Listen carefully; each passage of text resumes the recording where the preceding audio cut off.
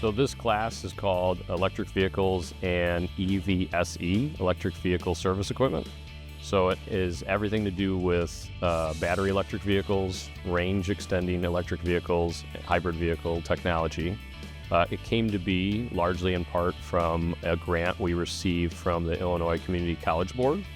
We were awarded $525,000 to build a class and basically get the next generation ready so that all the EVs that we're hoping to add to the road, we're going to have a workforce that's there and trained and ready to service them.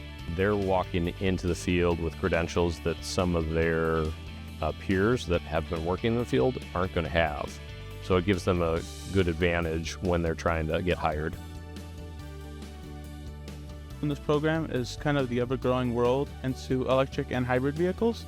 More and more people and consumers are looking forward to alternatives and leaning towards more of the hybrid. We've had a hands-on approach of being able, right now, how we're doing in the background, the battery pack removal. I wanted to take this class because I knew, the world's going electric. Dealerships, the auto shops, they're all going to be looking for this, and I knew it'll help me.